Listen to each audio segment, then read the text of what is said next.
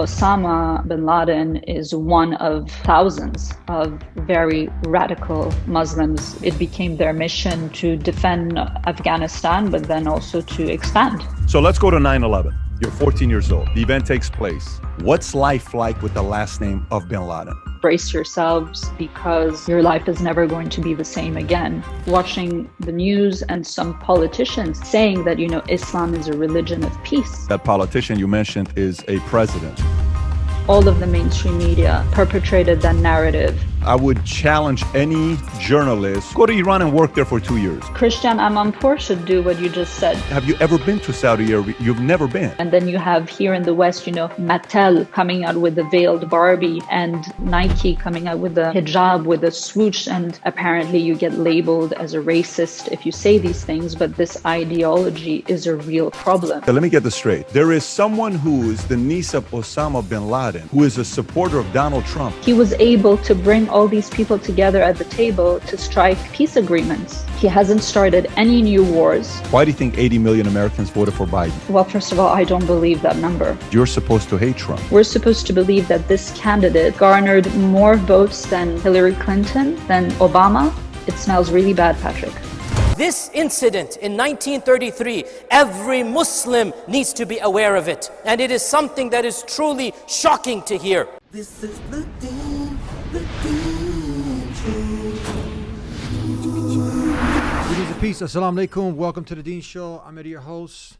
Good to have you back with us. And it's really good to have our special guest, Dr. Kevin, who's with us. I had to bring on an expert, somebody who's a scholar in this area. Not only are you're a professor in a university from the Wisconsin University, you taught there for many years in other universities, but you have dwelled into an area also that you became a scholar technically in this area that we're going to be discussing. And what prompted us to discuss this is that something is again being brought to the surface, this topic of 9/11 with the niece that all of a sudden came out of the woodwork. Her name is Osama Bin Laden's niece. They're calling her Osama Bin Laden's niece, Noor Bin Laden. That's interesting because I was telling you, Dr. Kevin, before I go on, Assalamu alaikum, how are you? Wa alaikum assalam wa rahmatullahi wa barakatuh, Eddie. It's great to be back on your show. I love your show. Peace be with you. Good to have you back again. Yeah, thank you. So did I hit that right? You were a professor at the University of Wisconsin? Well, close enough. I was technically a lecturer there, and I forget what I was categorized at Edgewood College of Madison. I was a professor in Milwaukee at Kaplan University, and I've taught at San Francisco State and other places. Now, just a recap of your story, because you were the quintessential example of someone who was exercising his right to freedom of speech, if I remember that story correctly. And you were just blasted for that. Right. Well, you were teaching critical thinking skills. Yeah, remember how it was after 9/11, Eddie. It was crazy. People were being stampeded into this fear kind of paranoia vibe, sort of like with COVID today, but with a lot less reason, because I do think there really is such a thing as COVID, and it's making people sick. But 9/11, that was a complete, what should we call it, stampeding people into totally unreasonable fear. The chances that you were going to get killed by any kind of terrorist, and most so-called Islamic terrorists were being blamed for about 2% of the attacks at the time, but the chance you're going to be killed by any kind of terrorist at that time, or really any other time, is comparable to getting hit by lightning twice. So that was a hoax, but everybody was terrified of the scary, scary radical Muslims. And so I looked at this critically and tried to teach critical thinking around it. And then in 2004, I woke up to the fact that the official story of 9/11 was not just false, but obviously and easily provably false. So I started doing activism and teach-ins on that issue that got me in trouble. And then in 2006, I was dragged on Fox News, attacked by politicians, made into a whipping boy for the Professors for 9/11 Truth. And since then, I've been forced to become an independent scholar, and some would call me a professional conspiracy theorist. Now, you mentioned that word. We talked about this in previous shows. When this label is thrown out, when did this officially get coined? And when you label someone with this term, does that kind of shut down the conversation? Is that meant to shut down, a credible, conversation, to just try to ascertain the truth without going down in a dark hole? Well, of course, that's actually why the term conspiracy theorist was popularized by none other than the CIA. It sounds like a conspiracy theory, but it is a true one. The CIA issued a memorandum in 1967 to its assets in the media. And the CIA has a lot of assets in the media. You can Google the term Operation Mockingbird for some of that evidence. So the CIA put out a memo, and you can find this and read it on the internet, telling the editors, publishers, and journalists that it owns, and it owns thousands, to start using the term conspiracy theorist and start calling people who were thinking critically about the JFK assassination conspiracy theorists. The reason they put this out in 1967 was that Jim Garrison, the district attorney of New Orleans, Louisiana, was starting to prosecute some of the people who killed President Kennedy. And so certain people in high places were panicked, and one of the ways they reacted was by putting out this memo to try to discredit critical thinkers as so-called conspiracy theorists, and they've been using that trick ever since. Now, you mentioned something like Operation Mohawk, was it called? Mockingbird. Mockingbird, sorry. Operation Mockingbird. These are things that you can go look into, and they're actually things that were put together. They actually exist. It's not something you just, because you hear this term, you know, Mockingbird, you hear it, but this is actually something that you can research and is out there. Operation Mockingbird was maybe the most successful CIA operation of all time, according to an internal agency assessment. They gave the highest medal to the man who had done it, a guy named Cord Meyer. And there's a whole angle with the JFK assassination there that I won't get into. But yeah, Operation Mockingbird is undisputedly real. There's nobody out there saying it didn't happen. And our biggest investigative journalists have written about this. Carl Bernstein wrote an article about how the CIA owns much of the mainstream media. Mm-hmm. Now, there's also a Muslim speaker out there. He's someone who's well known in America and worldwide. He was actually speaking. He recommended that all Muslims, there was a few events in history, and in one of his speeches, we can let you hear it. He was bringing these historical facts that came up, and this kind of ties in with, you know, just current day events, and then we'll get to this story with this Noor, Osama Bin Laden's niece, who now is getting the spotlight, getting her 15 minutes of fame. But let me show you this real quick, and then if you can talk about these events that this person is, his name is Yasser Qardi. Look up the Dreyfus affair. Look it up, Dreyfus, where a person of a high position who was of a Jewish background was accused of betraying the country. It turns out that they planted false evidence. It turns out it was a false flag operation. Tell us about this event that he's talking about. He's talking about the Dreyfus affair. There was a Jewish army officer named Dreyfus who was blamed for espionage on behalf of Germany. This was during the late 19th century when France and Germany were at odds. And it turned out that I believe the guy who was actually guilty of espionage helped frame him. And so there was a big scandal at that time. There was a lot of prejudice against Jews. I won't call it anti-Semitism because European Jews are not Semitic. Anti-Semitism is prejudice against Semitic people, which today is mostly Arabs and Muslims. But in any case, the Dreyfus affair was a huge scandal in that for more than a decade there was a fight about whether this guy was guilty or not. He was actually sent off to Devil's Island, this horrific prison, and finally the forces, people like Émile Zola, the famous novelist, and others who were fighting for to vindicate him, finally succeeded. That he was vindicated and the culprit was found. But this was a huge scandal at the time, and it showed that people had rushed to judgment when that the authorities in France were willing to blame a totally innocent man just to make things convenient for themselves. And it would have worked if it hadn't been for the heroism of a number of people like Zola.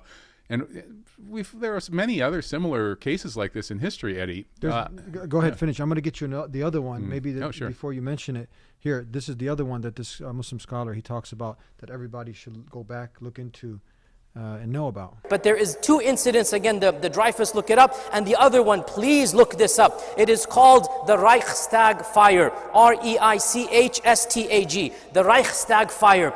This incident in 1933, every Muslim needs to be aware of it, and it is something that is truly shocking to hear. The German parliament was bombed.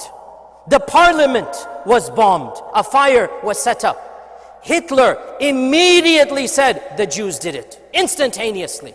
The public ran with it. The perception was that this is a Jewish plot.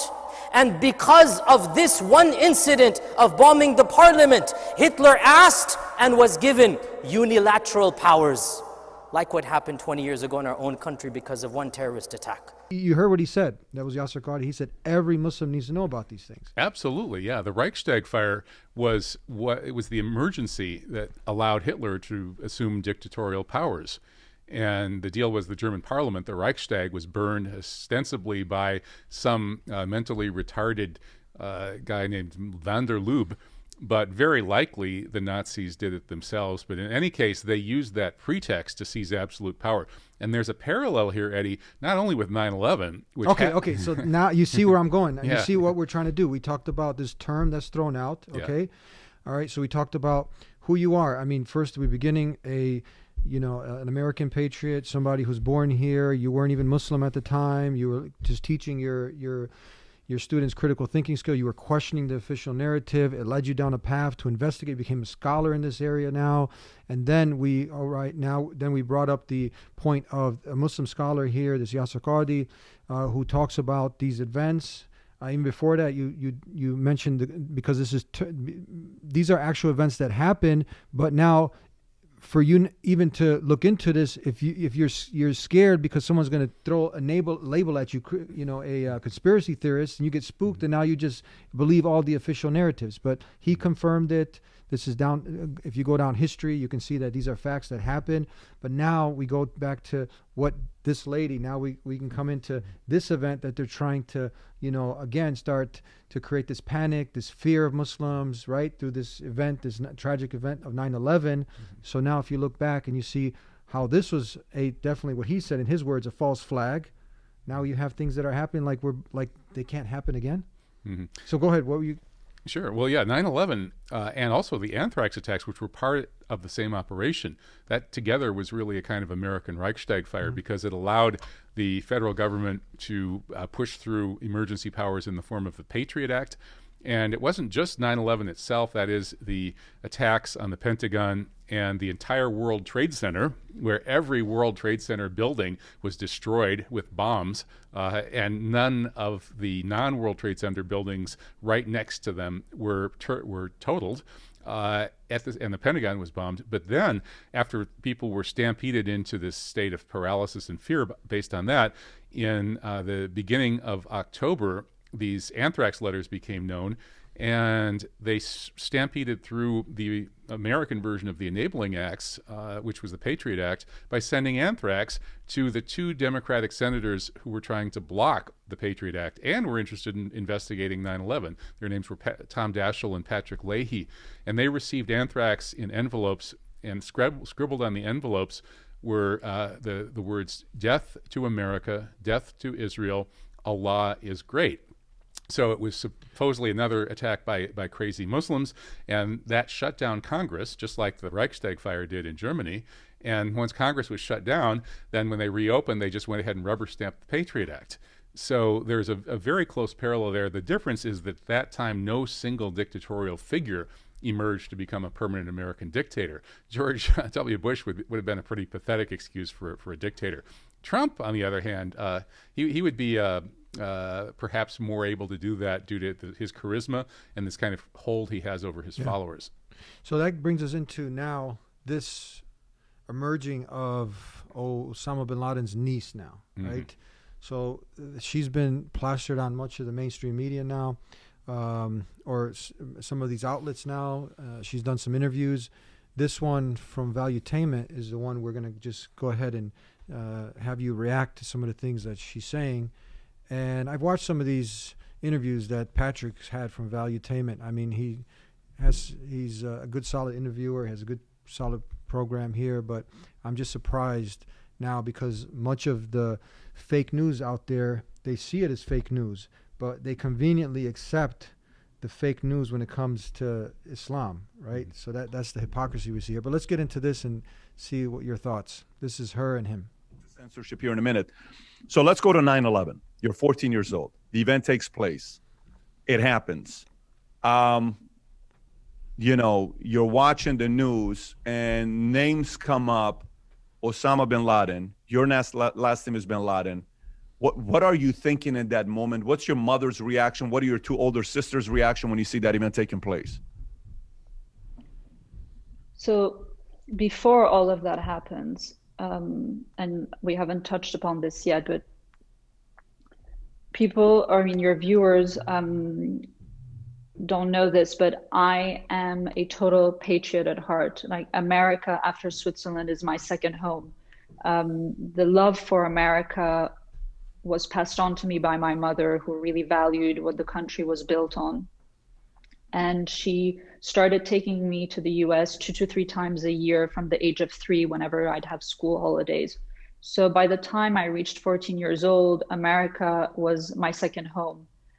So much so that, 2 years before 9/11, I had gotten a US flag on holiday in South Carolina, and it was, on my wall in my room. And I would get teased so much in school. What do you think this is? Again, I mean, it's the whole motto, never forget, and this keeps being brought up, you heard the new motto that has been brought out, never forget Islam and Muslims had nothing to do with 9/11, stop using us as the scapegoat. But it seems like, again, here we go again, the reemergence and the fear-mongering is being united. What do you think when you hear this topic again being brought up in this way with her now, all of a sudden? Well, I could see, even back when I realized what 9/11 and anthrax really had been, I could see that it was going to keep on continuing as this propaganda thing for a very long period. And sure enough, I'd even discovered that one of the men who was most likely involved in scripting the entire 9/11 drama, because it was undoubtedly scripted in advance with the idea of creating the effect that it created. And one of the people who's suspected of being involved in that is a man named Dr. Philip Zelikow. He's a history teacher at University of Virginia, and he published an article in Foreign Affairs magazine in 1997 speculating on what would happen if there were a spectacular kind of Pearl Harbor style attack on the United States, such as the destruction of the World Trade Center. And he, at the time, in 1997, said that what would happen is that it would divide time into a before and an after, and nobody would remember what things had been like before this catastrophic event.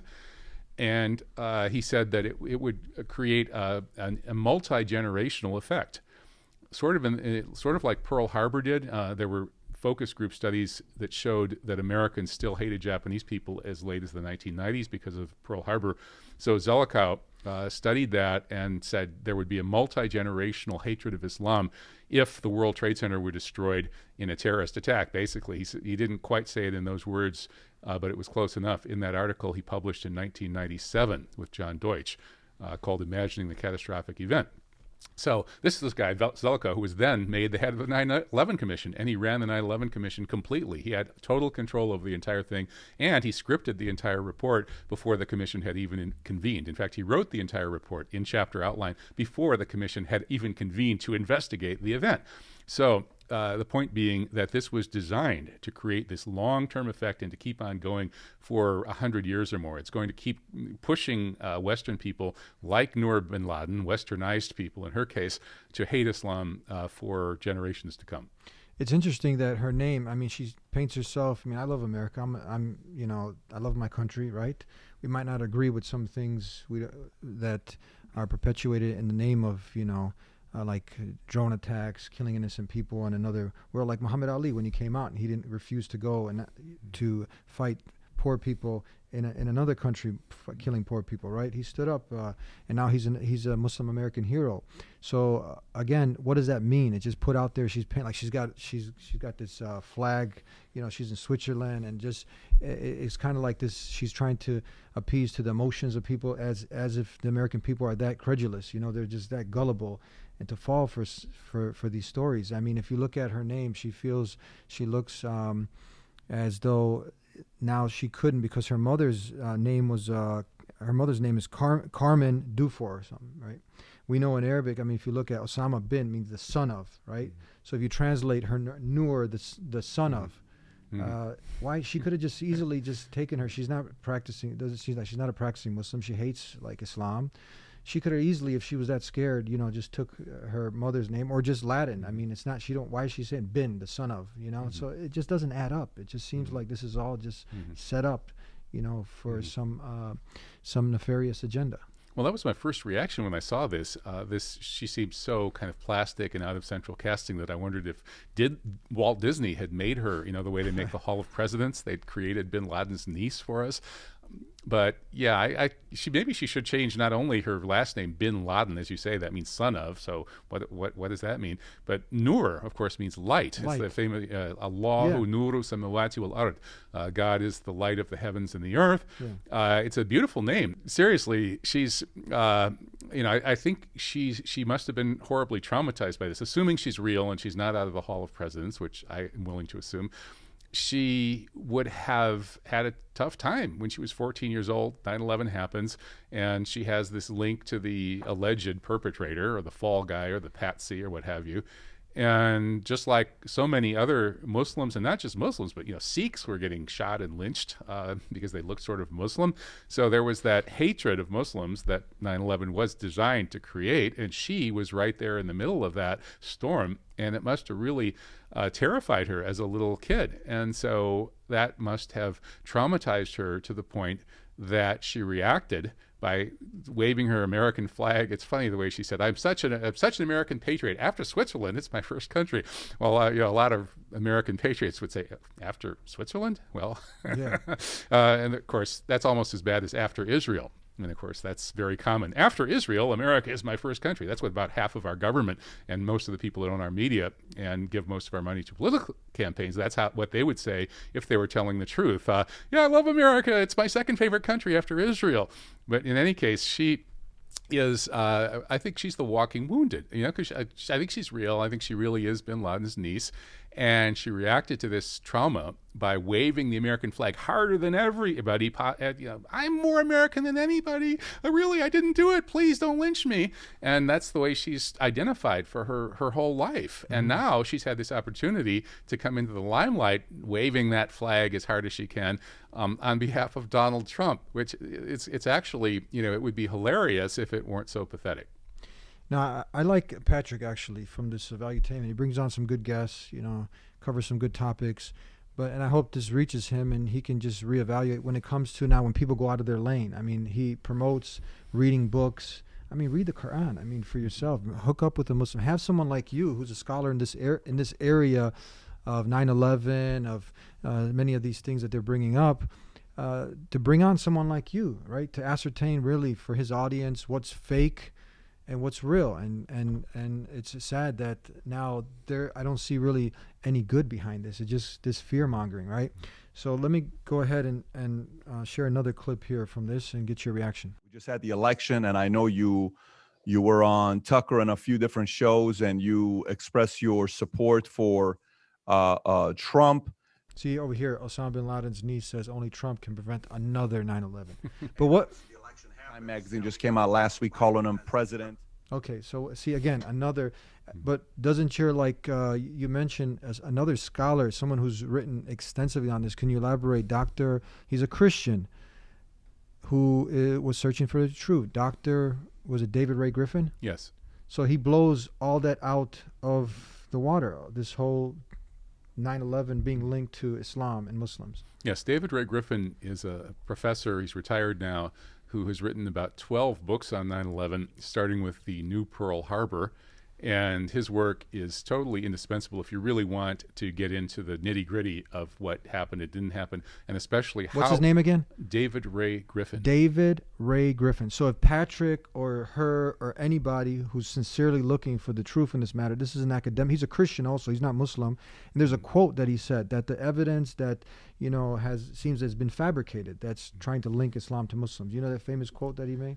I don't remember that particular quote, but it's just stunning how much of the so-called evidence around 9/11 was obviously fabricated. I won't get into all the details, but like the only reason that they pointed a finger at Muhammad Atta was that Atta had 2 magic suitcases that were magically discovered full of planted evidence that the cops knew was planted in the case of one of them. And I mean, I could go on about the planted evidence all Why don't day we long. stick to something just simple? Yeah. When somebody looks at this, many people don't know that one of those buildings, 7, nothing even hit it. Right, yeah. If you want the simple version Just simple. Yeah, the simple version of how you know that 9/11 was a false flag, just investigate the controlled demolition of Building 7. The official story is that Building 7 fell down at 5:23 in the afternoon due to some very minor office fires. That would be the first time in history, well, the third time because of the 2 towers, that a steel-framed high-rise office building has ever completely collapsed for any reason other than controlled demolition. But with Building 7, just look at it. It's obviously a demolition, as essentially everyone has admitted, even the go-to scientists who tried to come up with ways of imagining that the towers had not been blown up. You show them Building 7 and they basically shrug and throw up their hands. The only people upholding the official story about Building 7, which is that it just fell down from office fires, those people are basically on the government payroll. Mm-hmm. So people say, okay, Eddie, like, why are you talking about this topic? I mean, these topics are being brought up, and we have to go to the root of the matter, because they keep, again, using Islam and Muslims as a scapegoat. We know that Islam condemns something like this. I mean, you don't have a justification, but they're trying to, show otherwise. But then when you have the whole event is questionable, right?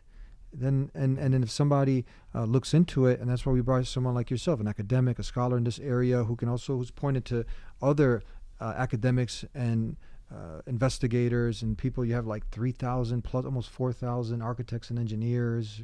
Richard Gage, I believe, is his name. Someone like him who gives a presentation and asks hundreds of people in the room, how many of you believe this at the start? But after he presents the evidence, all hands are down, So what do you think? Well, yeah, the one thing about 9/11 that everybody can figure out pretty quickly if they look into it is that the World Trade Center was demolished with explosives. It didn't just magically disappear, in these gigantic explosions because it had been hit by planes with a little bit of kerosene or jet fuel enough.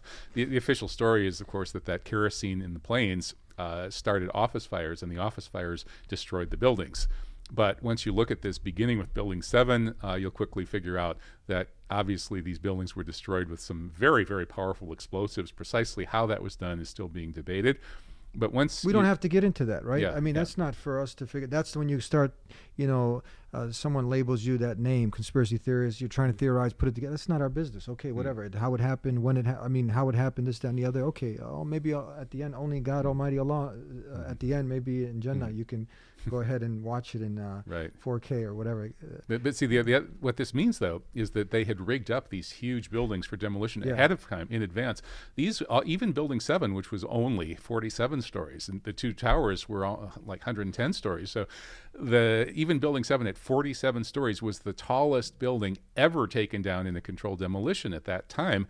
So these were huge, complex jobs, very, very difficult, and they had to have been rigged up in advance. And so what that means is that when they blame supposed Muslim hijackers, and we have every reason to know that there were no Muslim hijackers that day, but even just how would they have trusted people to hit these targets and somehow create the pretext for blowing them up? So they would not have allowed people to just randomly hijack planes and fly them into buildings to provide that pretext. Instead, they would have used remote control or some means to make sure that there was a plane crash, that then they could blame the demolitions on that. That means there were no Muslims on the planes, and there's all kinds of evidence to show that these 19 guys that they blamed for this were not on those planes at all. And that most likely the best hypothesis is probably there were planes flown by remote control. But what about the 300K study from Alaska University, is it? Mm-hmm. Yeah, that's Leroy Hulsey is the professor at the University of Alaska Fairbanks who has put out the definitive final scientific word on Building 7.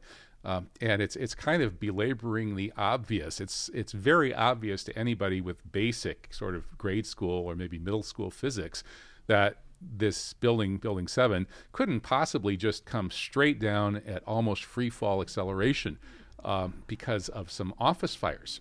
Because to have it come down like that straight into its footprint at free fall, you would have to remove all of the vertical supports exactly at the same moment. If you got most of them but not a couple of them, boom, it's going to topple. A big tall building like that, it always wants to topple like a tree. You can't take a tree and turn a tree into a little pile of sawdust on the stump very easily. And so that's why they pay controlled demolition firms so much to bring them straight down. So everybody looks at Building 7 can see that it was a demolition. However, if you want to get into the nitty gritty of absolutely proving it beyond any possible doubt and showing why the government's explanation is as insane as it is, you can do what Professor Halsey did and do a really complex computer modeling study. And so that's available for anybody who wants to really get into the engineering details. How do you advise people who know they don't believe the official narrative, and that's all someone is saying, like, there's things that are questionable, like things right in front of your eyes. This wasn't like a Houdini or a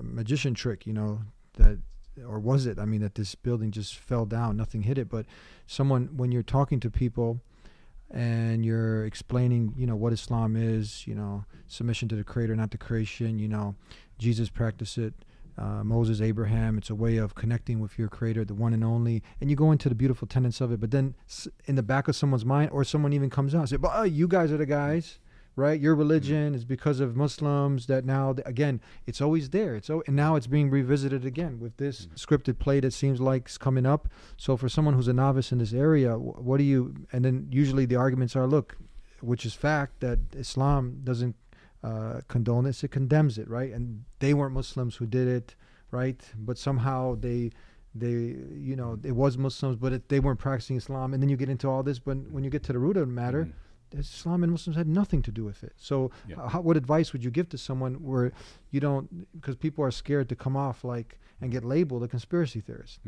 Well, if you have the time to do some reading and look into it, and then you can learn some of the facts about it, just telling people about those facts, I guess, is about the best you can do.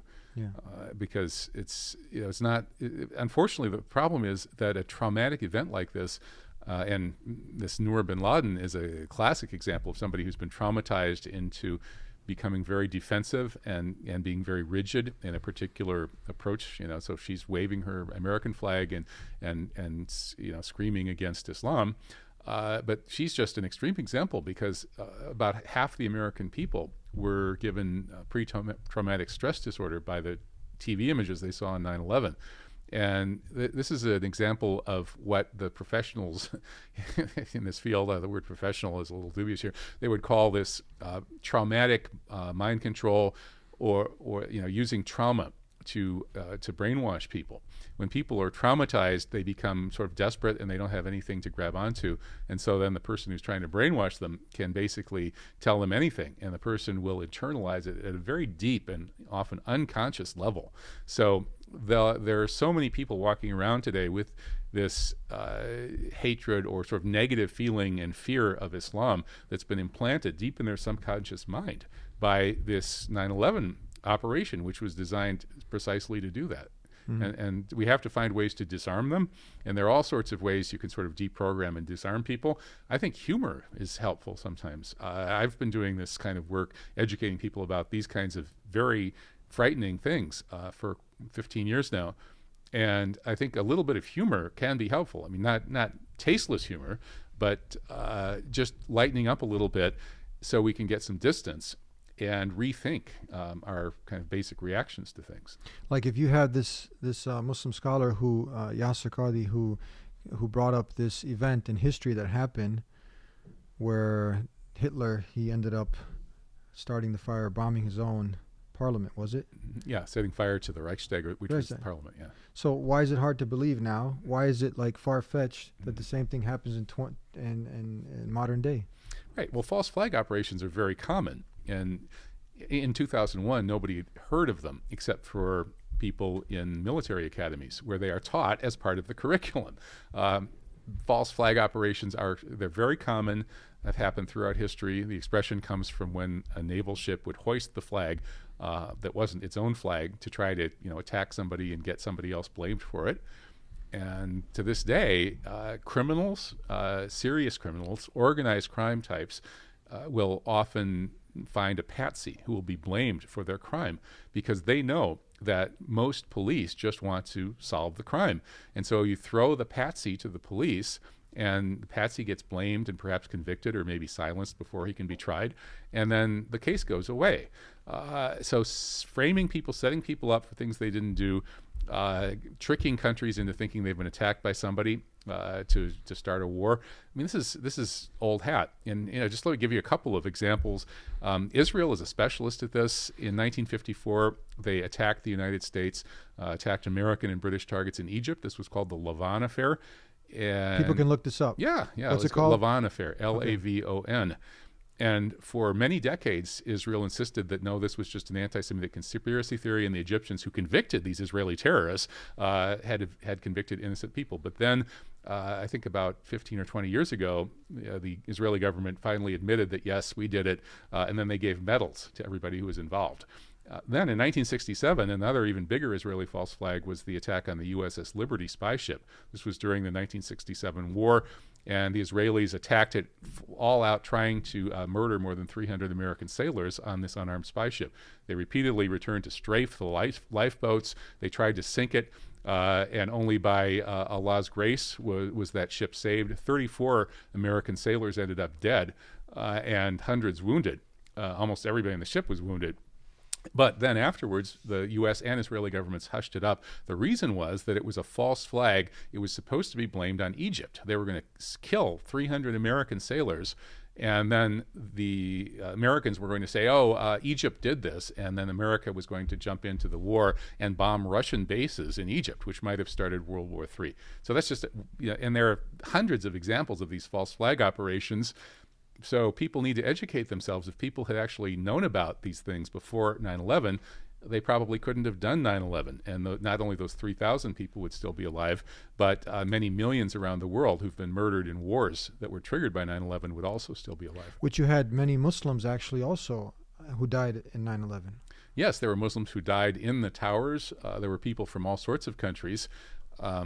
The luckiest country was Israel, which had a huge presence in the towers, but they all moved out a week before. Zim Shipping Lines, which is co-owned by the government of Israel and the Rothschilds, broke its lease, losing a huge amount of money to move out 1 week before 9/11. And then Odaigo Instant Messaging System sent out a warning in Hebrew that morning, warning people to stay away from downtown Manhattan. So the Israelis only lost a couple of people. But countries, I forget which countries, but if you look, you can look at the list. All sorts of countries lost double figures worth of people, including Muslim countries, and there were Muslim Americans who died as well. What happened to the janitor? Was he called the last man out? He was someone who actually ended up accepting Islam. He wasn't Muslim. He helped actually everybody. He had like the key for the utility rooms. What was his name? That's William Rodriguez. Yeah. He was the last man out of the North Tower. And last man out. Dived under a truck as the whole building came down. Whatever happened to him? Well, last I heard, he's alive and well and a family man in New York. He spent many years on the lecture circuit. He was a national hero for saving people. He helped the fire department save a lot of people before he got out. Yeah. And so he was a national hero. He met Bush and so on. And then he kept trying to give his information to the authorities, and he actually did testify before the 9/11 Commission. And he testified that huge explosions had badly injured people and done tremendous damage to the lobby and the lower levels of the towers before the plane hit. And then huge explosions were going off after that in the towers as well, as he was helping the fire department save people. So anyway, he wanted to testify about this, but unfortunately the 9/11 Commission sealed his testimony top secret. It's never been seen, and that showed him that there was something really wrong. And so since then, he began doing lectures. He did a lot of lectures for several years, and now I think he's retired from the lecture circuit, and I'm not quite sure what he's up to. Isn't that interesting? He was getting all the mainstream media attention when they were using him to kind of go with the narrative, but as soon as he came out with the truth and the reality of what happened, that went opposite to that, he got silenced. And then he had everything to do. He could have went along with that ride, and he could have made more money, right? Mm-hmm. But he went the opposite. Right. Yeah. 'Cause He became an unusual kind of 9/11 hero. But I think he's really a very admirable guy, and it was amazing. It was by the grace of Allah that this guy, a good-looking, articulate janitor, happened to be there with the only key to lead the firemen up and to open up the stairways and get people out, and then to survive it. It's just quite a miracle. What do you say when people they talk about how insensitive someone is being because of the family members to even talk like this? Well, family members I know, people like Bob McIlvaine, who lost his son Bobby in the North You know Tower. some actual family members. Of course, yeah? sure. I've been working with them for more than 10 You've years. been working with the family members of 9/11. Family members of 9/11 know, a lot of them really know that the official story is false. Bob McIlvaine, and it's really sad to hear him say this. He's come on my radio show several times, and he investigated very closely to find out what happened to his son. And he knows his son was killed by blunt force trauma from explosions. His son was there in the lobby before the plane hit, and those same explosions that Willie Rodriguez talked about presumably killed him. And so Bob knows that, and he's been trying to get justice for his son for 15 years now. And he and many other family members of the victims are behind the various lawyers committee for 9/11 justice and the Architects and Engineers for 9/11 Truth lawsuits. There are a number of lawsuits going on. And then there's Matt Campbell and Jeff Campbell, I think. I think Matt Campbell was the one who died, and his brother Jeff over in the UK is pursuing justice in the UK. He's got a court action in the UK about this. So there are lots of family members who've been working for justice on this. Ellen Mariani was another one who sued Bush and Cheney for killing her husband, who was on one of the flights. Long history of activism. The film 9/11 Press for Truth was made by the Jersey Girls, the most famous of these victims' family activists. So it's an insult to these victims, survivors, to say that they shouldn't be allowed to find out why their loved ones really died and who did it. I've also heard that there was more people who were calling in. They were calling in and investigating, like calling mosques. Many people were also buying up more Qur'ans than ever after that, I heard, because they wanted to know, like people who were out genuine, they wanted to see, like, does Islam really teach this? Even though we dismantled everything with these facts out there, but people who wanted to know, like, okay, what is Islam all about? And during those times that people were reading the Quran and they were saying, hold on, they were going to the source. Mm-hmm. So why don't these people like Patrick, we sincerely ask him to get a good translation of the Quran, read it for her also, read the Quran for yourself. It seems like they conveniently just don't want to do that. Why is that? And then you had people who were doing that, and they were actually accepting Islam. You had more people accepting Islam actually after 9/11. Yeah, it's by the grace of Allah. Some people approach things with an open mind and look into Islam, and others don't. Looking at Patrick and Noor in this conversation, I found this conversation kind of painful, and I think that maybe part of the reason for that is that both of those two people are in pain. And they clearly were in pain when they were talking about their parents' divorces. I mean, both of these people have experienced trauma. In both cases, their parents divorced when they were kids, and it left a trauma for them. And you can see that on their faces when they talk about that. And of course, Noor bin Ladin talked about the trauma of being a kid when 9/11 happened and kind of getting blamed for it. So these people, I think, are kind of in pain. And Patrick comes from a family that fled Iran during the Islamic Revolution. And so apparently his family was on the other side, the anti-Islam side, during the revolution. And so his family are exiled from the Islamic Republic of Iran. And that pain of exile probably came to him at least secondhand.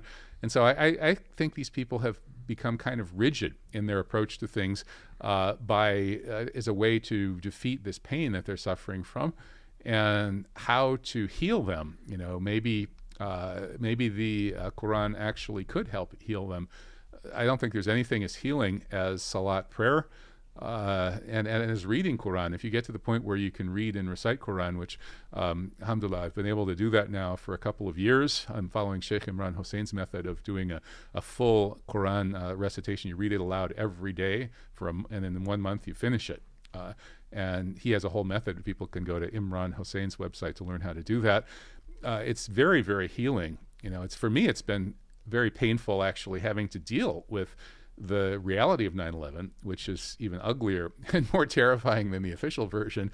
And then that's led me into having to look at many other things that most people would rather not look at, things like trauma-based mind control. 9/11 was one example of trauma-based mind control, but look up Project Monarch, look up MK Ultra.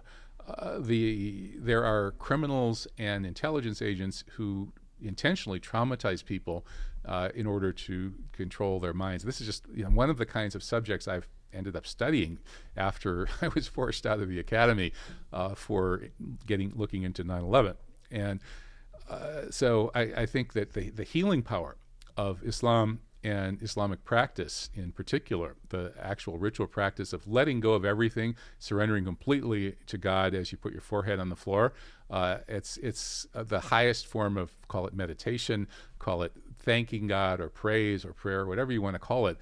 Salat is an amazing thing with this great healing power. And so I pray that people like this who've suffered from these various kinds of pains and traumas in their lives that have led them to hate and to reject and to push away their real heritage and their real relationship with God.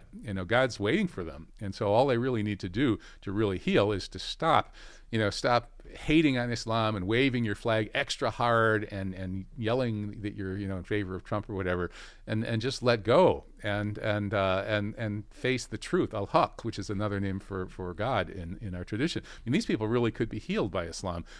Whether that happens or not, I guess Allah and they are the ones who determine that. If they can get past all the fake news that's out there and the misinformation, and we'll end off with this. There's one more thing that from the clip.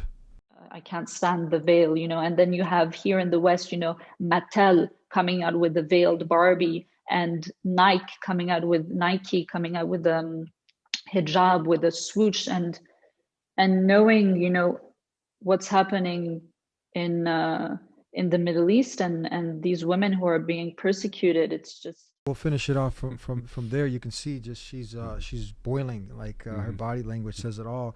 And then she has a letter to America, and in part of it she talks about some things that if Patrick would look into Islam, I mean, you articulated the healing effect of the Quran, and then if they looked at and put it to the test, who the Quran actually came from, like it's from the creator of the heavens and earth, the creator that created you.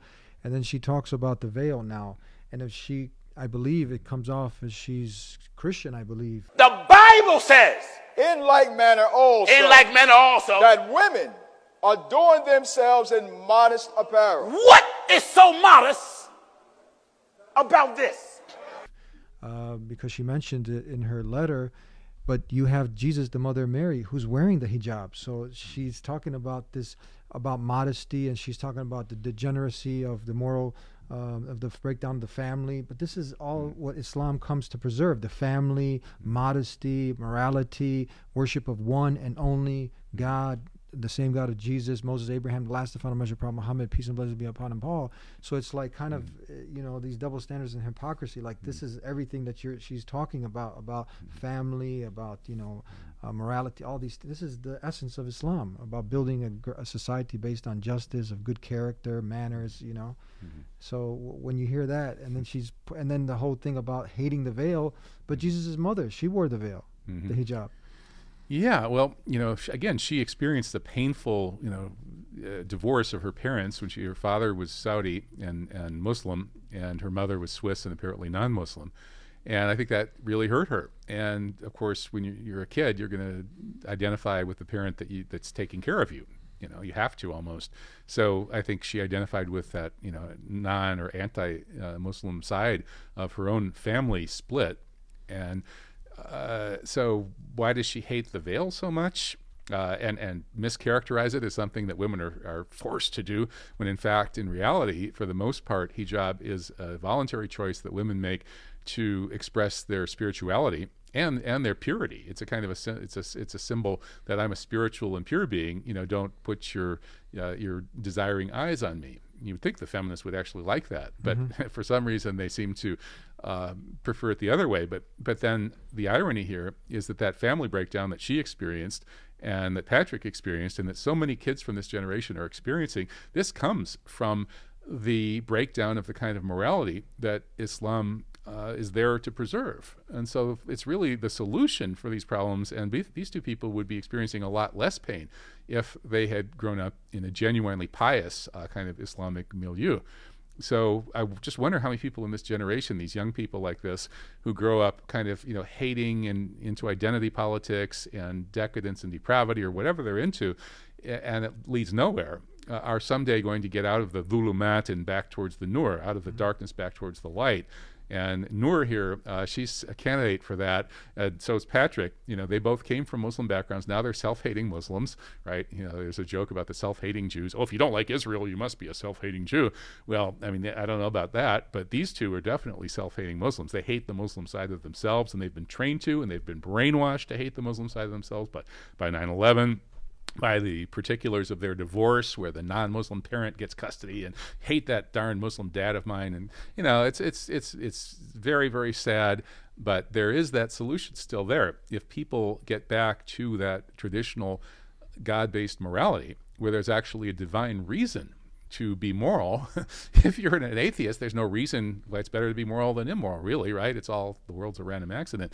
If you're pious and you know that God actually is watching and you're going to be judged, and you can feel that presence of Allah and the angels around you, you have the best of reasons to be moral and virtuous. And when people are moral and virtuous, their families don't break up, and this kind of pain doesn't happen. Yeah. So wrapping up here, one more thing. I hate when they mention this. You called it in the interview, the term kafir, right? Yeah, they pronounce it kafir. Yeah, that's kafir is the milk, actually, the probiotic milk that you drink, right? Yeah. Well, obviously, Noor bin Ladin doesn't speak any Arabic. Yeah, she said, you're familiar with the term kafir, and accentuating the word fear in the second syllable was quite telling. But yeah, she obviously knows nothing about Islam. She hates on it so much that she hasn't bothered to learn about it. But this term that was coined, because they try to translate that as infidel, which this is wrong, because kafir, it means to cover up the truth. Yeah, ungrateful truth concealer would be a better. But this infidel was coined by the Christian Crusaders. Right. Yeah, that's the word infidel. That's an English word that the Crusaders used. So they're projecting onto the Muslims their own feelings. Mm-hmm. And then we advise, I sincerely, humbly advise Patrick. He's read so many books. Read a good translation of the Quran. There's clearquran.com. You have Sahih International. I don't know if one particular you think is good. Same thing for her. Go visit a mosque, ask your questions, come to the source. Come and sit with Muslims, and instead of creating this anxiety and fear in people, which is not going to create peace in the world, you're just helping to create more problems. So you said it beautifully. The Quran is a healing effect. Read it, right? And then what would you advise for Muslims out there who have kind of gone away, because God Almighty Allah tells us, if a fasik, if a evildoer, someone comes to you with this, verify, check it up, right? So we see the community as home, and even many Muslim scholars, how would you advise critical thinking, especially in this day and age? Yes, that famous verse from the Quran is sometimes translated as ascertain the truth. Yeah. If the fasik comes to you with alarming news, ascertain the truth, or you might regret what you did, if you react the wrong way. And I think as Muslims, we should be regretting the fact that when the fasik media and the fasik government came to us with this alarming news about, the Muslims just blew up the World Trade Center with a couple of planes, we should have ascertained the truth before we went along with it. But most of us just sort of went along with it. We shouldn't. We should be aware that we're living in a society that it's not an open, free democracy with a free media. We're living in a controlled corporatocracy or a plutocracy ruled by the rich. They run the media.